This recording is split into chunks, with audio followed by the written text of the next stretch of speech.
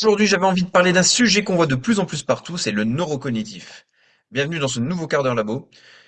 Et le problème que je vais exposer, c'est que plus un mot devient à la mode, et plus il est utilisé n'importe comment. Et aujourd'hui, on voit énormément de choses sur les réseaux qui sont vendus comme du travail neurocognitif. Travail avec des lumières, des couleurs, des chiffres, des réactions, des consignes qui changent dans tous les sens. Et souvent, on a l'impression que plus c'est compliqué, plus c'est intelligent. Mais sur le terrain, ce qu'on voit, c'est souvent l'inverse. On voit des athlètes qu'on met en difficulté beaucoup trop tôt. On voit des enfants à qui on ajoute encore plus de complexité alors qu'ils sont déjà en surcharge. On voit des coachs et des praticiens qui confondent difficulté, variété, fatigue et progression et au final, au lieu d'aider la personne à progresser, on la met en échec. Donc aujourd'hui, l'idée c'est de remettre un peu d'ordre dans tout ça.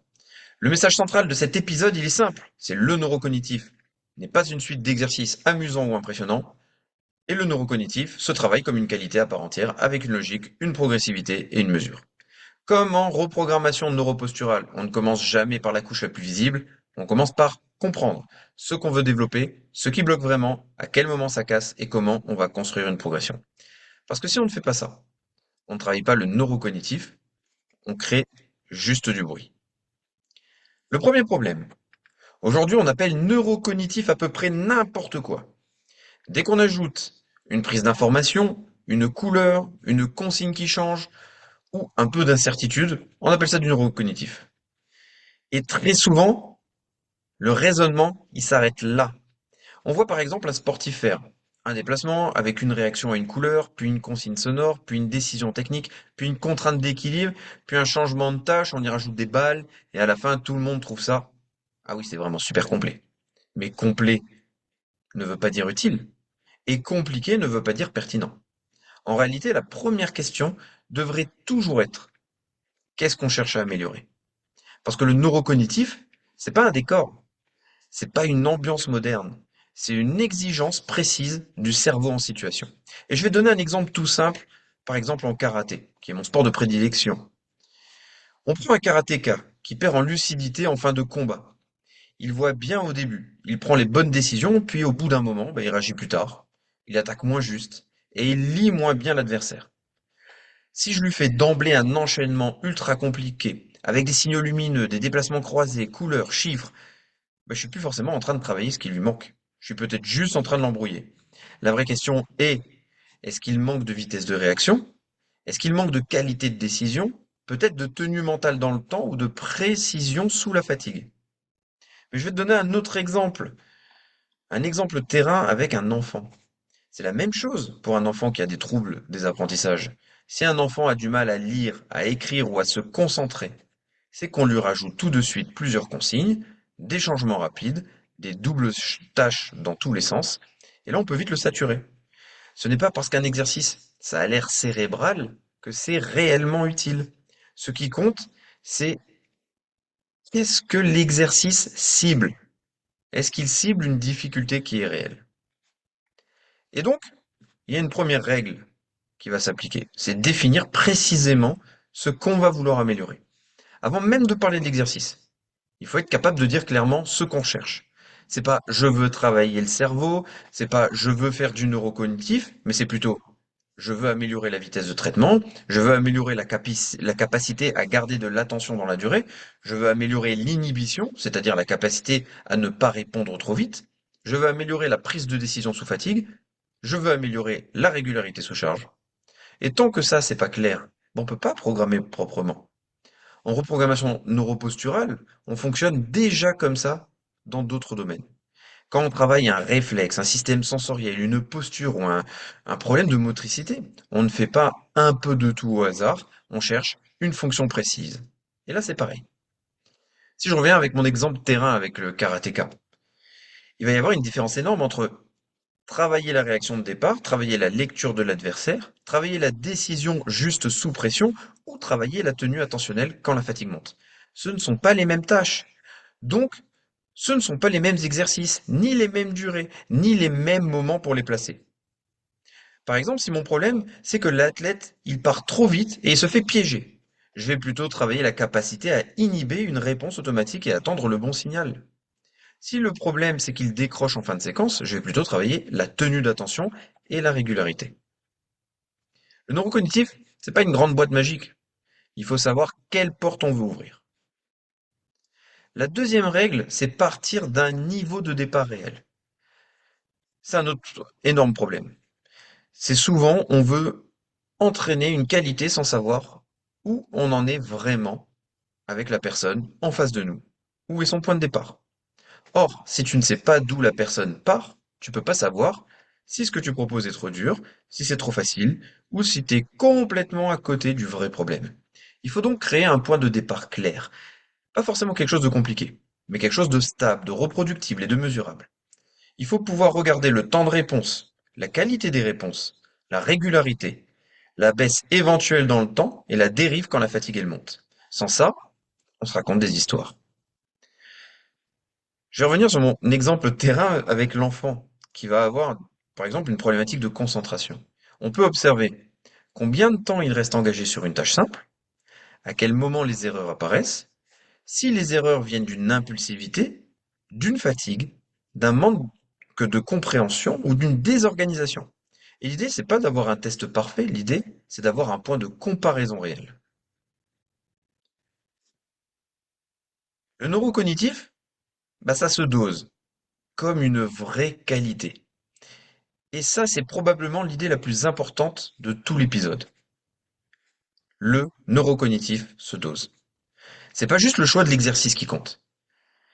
C'est combien de temps on expose, à quel moment on le met, à quelle fréquence, avec quelle difficulté, et avec quoi on le combine. Un exercice très simple peut devenir très exigeant si on l'allonge, on le répète, on le place sous fatigue, ou on lui associe une contrainte physique. Et inversement, un exercice qui a l'air impressionnant peut être assez pauvre s'il dure trop peu, s'il est trop brouillon, ou il ne cible rien de précis. Exemple avec le karatéka. Un travail simple de réaction visuelle peut devenir très intéressant si on le fait en début de séance pour évaluer la fraîcheur, puis en milieu de séance pour voir la tenue, puis en fin pour voir la résistance à la fatigue. Alors l'exercice, il n'aura pas changé, mais la charge, oui. On peut aussi décider d'ajouter une contrainte physique légère, par exemple un travail de déplacement ou de garde actif entre les séries. Là encore, bah, la tâche neurocognitive, elle devient plus coûteuse. Et aujourd'hui, on met énormément de gens en échec avec du pseudo-neurocognitif. Et pourquoi? Parce qu'on leur propose des tâches qui sont trop complexes, trop rapides, trop chargées en consignes, trop éloignées de leurs besoins réels. Rappelez-vous le transfert terrain, il est où? Ou même trop éloigné de leur niveau actuel. Et là, on crée un problème. La personne ne sait plus ce qu'elle doit réussir. Elle ne sait pas si elle a raté parce qu'elle n'a pas compris, elle n'a pas vu, elle était fatiguée, elle était lente, elle était distraite ou parce qu'il y avait simplement trop de choses à gérer. Et ça, c'est pas un bon entraînement. C'est une mise en difficulté mal construite. Je vais vous donner l'exemple concret d'une athlète que je suis. La veille d'une de ses compétitions, son préparateur physique décide de mettre en place du neurocognitif. Parce que c'est à la mode, on met des balles de tennis et puis tiens, on te fait du jongle, on te fait de la vitesse de réaction à gauche, à droite, en te retournant, etc. Alors oui, ça paraît ludique comme séance, on se dit tiens, c'est peu chargé avant une compétition. Mais la vérité, c'est que cette athlète n'était pas prête. Elle n'était pas prête à subir déjà autant d'informations, elle n'était pas prête parce que son système vestibulaire était complètement défaillant, et qu'à partir du moment où on lui met une double tâche, ça entraîne une surcharge cognitive. Donc qu'est-ce qui s'est passé? La tête, elle se tape des migraines, et le jour de sa compétition, elle fait une sous-perf.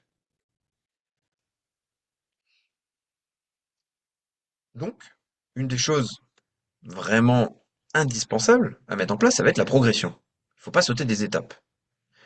Parce que le neurocognitif, finalement, c'est comme tout le reste. Il faut suivre une progression. Et on peut progresser de différentes façons. On peut aller vers un exercice un peu plus complexe, garder la même tâche mais augmenter la durée, garder la durée mais augmenter la précision attendue. On peut associer deux tâches proches, ou plus tard associer deux demandes différentes. Mais on ne va pas sauter les étapes. C'est exactement la logique qu'on utilise en préparation physique, mais en reprogrammation neuroposturale aussi. On ne va pas directement à la performance si la base n'est pas en place. Du coup, dans le neurocognitif, on applique la même chose. D'abord la compréhension, puis après la stabilité, puis la répétition, puis la charge, puis la variabilité, puis le transfert. Et si je veux par exemple que mon karatéka il gère mieux une décision sous pression, je peux commencer par une prise d'information simple, puis une décision simple, puis une tenue de cette décision dans la durée, puis une décision sous contrainte physique, puis une décision dans un contexte plus proche du combat. Mais je commence pas directement au niveau 5. Et avec l'enfant, c'est exactement la même chose.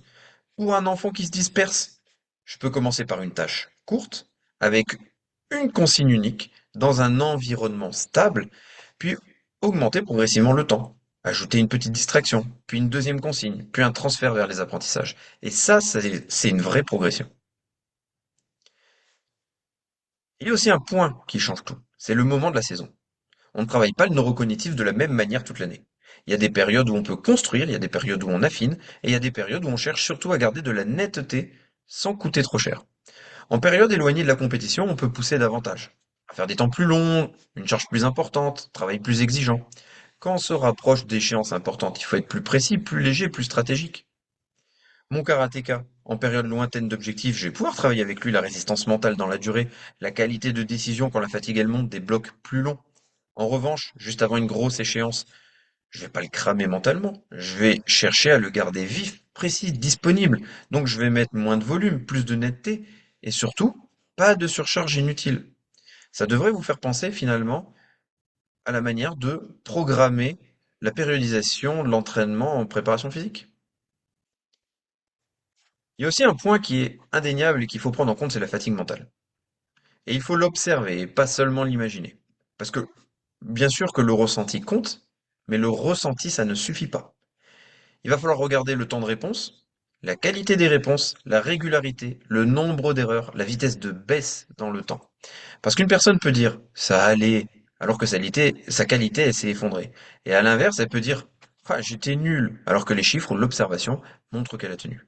Et chez l'enfant, on peut par exemple voir au bout de quelques minutes que l'enfant il commence à répondre au hasard.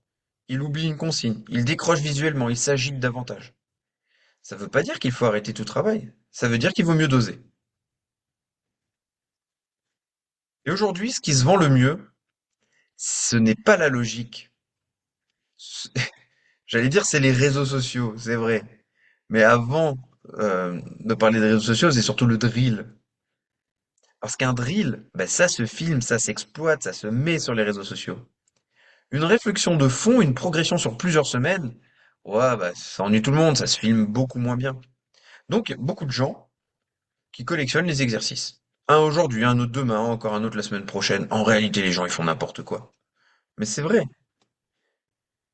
Et ils font n'importe quoi sans logique. Sans qu'il y ait eu de point de départ clair, sans objectif précis, sans suivi et sans progression. Et ça, c'est pas une programmation, c'est de l'accumulation. Et les problèmes, c'est que les athlètes eux-mêmes finissent par croire que bah, plus il y a de stimuli, plus c'est intelligent. Alors qu'en réalité, souvent, bah, plus il y a de stimuli, moins on sait ce qu'on travaille. Et le rôle du coach ou du praticien, c'est justement de ne pas tomber dans ce piège. On va voir comment réfléchir avant de construire un bloc. Avant de construire un travail neurocognitif, il va falloir se poser quelques questions simples. La première question, c'est quelle qualité je veux développer exactement. La deuxième question, à quel moment elle se dégrade dans la réalité. En début, en fin, sous fatigue, sous pression, sous bruit, sous double tâche. Troisième question, comment je vais observer l'évolution? Par la vitesse, la justesse, la régularité, la durée de tenue. Quatrième question, quel niveau de départ j'ai réellement? Cinquième question, où je place ce travail?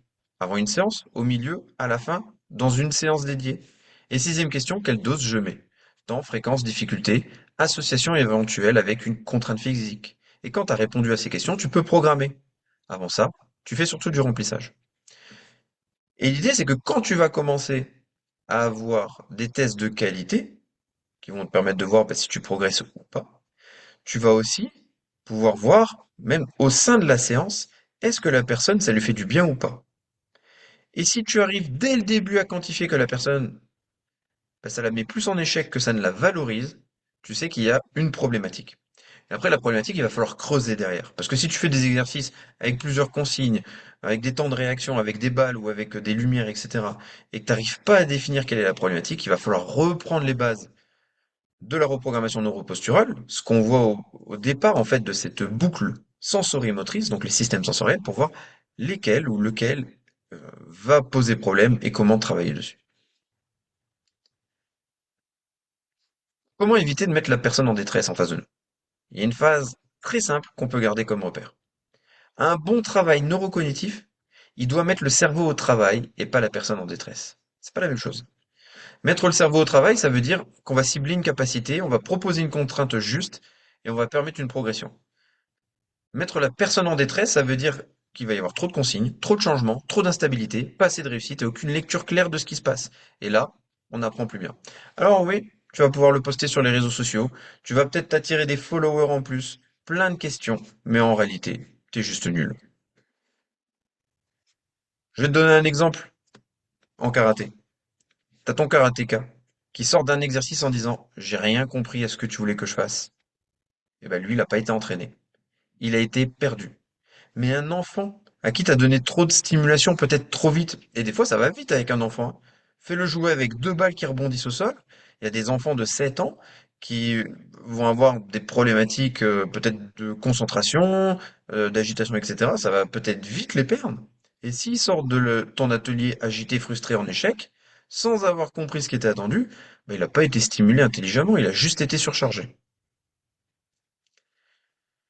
Un point central, on, s'a- on s'avance doucement vers la fin, c'est que le neurocognitif, il ne remplace pas le terrain. Il est là pour servir le terrain.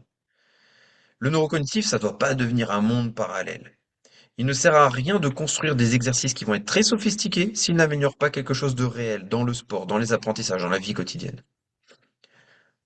Si je reprends l'exemple de l'enfant, ce qu'on veut améliorer, c'est pas qu'il réussisse un atelier original, c'est qu'il tienne mieux sa tâche, qu'il reste engagé plus longtemps, qu'il réponde plus justement, qu'il lise ou qu'il écrive avec moins de coups, qu'il soit plus disponible en classe. Le neurocognitif, il doit toujours rester au service du réel. Et dernier point, c'est la constance. La constance, elle gagne toujours. Ce qui fait progresser, ce n'est pas de changer tout le temps, c'est de construire quelque chose de cohérent et de répétable. Aujourd'hui, beaucoup changent chaque semaine. Nouveau drill, nouvelle idée, nouvelle mode.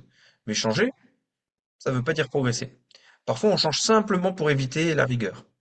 Une vraie progression, elle demande des repères, de la répétition, de l'observation et de l'ajustement. C'est pas une fuite en avant dans la nouveauté.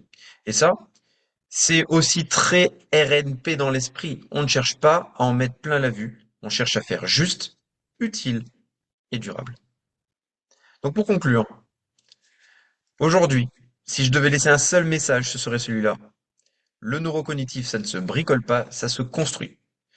On le fait pas avec des exercices pris au hasard. On le construit avec une intention claire, un point de départ réel, une logique de charge, une progression et avec un transfert concret vers la performance ou les apprentissages.